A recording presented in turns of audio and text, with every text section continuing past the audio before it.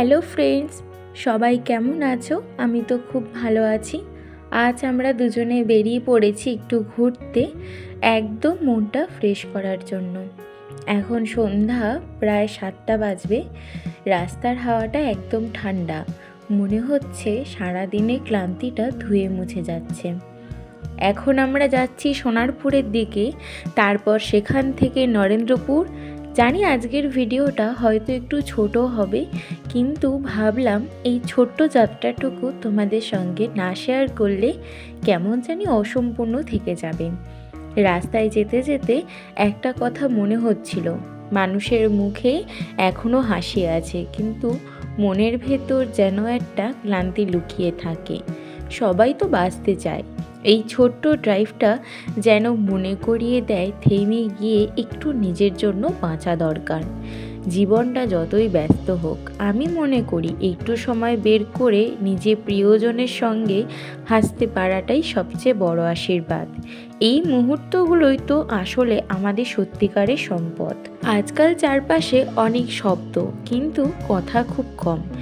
তবুও যখন কারোর সঙ্গে নিঃশব্দে একটা হাসি ভাগ করে নিতে পারি, তখনই মনে হয় এই পৃথিবী এখনও অনেক ভালো আছে।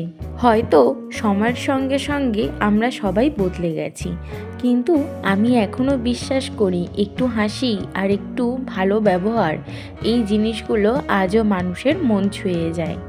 পরিবার মানে শুধু একসাথে থাকা না, পরিবার মানে মন থেকে একে অপরের পাশে থাকা। এই লং ড্রাইভটা আমার কাছে সেই অনুভূতিরই একটা ছোট্ট উদাহরণ। রাস্তায় একসাথে গান শোনা, গল্প করা, মাঝে মাঝে চুপ করে থাকা, এই সবের মধ্যেই তো সম্পর্ক বেঁচে থাকে। এবার আসি খাওয়া দাওয়ার কথায়। নরেন্দ্রপুরে এসে আমরা খেলাম কাকুর দোকানের টিক্কা চাট। সত্যি বলছি, দারুণ লাগলো। যারা খেয়েছো তারা নিশ্চয়ই জানো, আর যারা খাওনি অবশ্যই একবার ট্রাই করে দেখো। এই টিক্কা চাটটা কিন্তু সব ফুচকা দোকানে পাওয়া যায় না, অনেকেই বানায় না। স্বাদে অনেকটা পাপড়ি চাটের মতো, কিন্তু আলাদা একটা টক মিষ্টি ফ্লেভার আছে।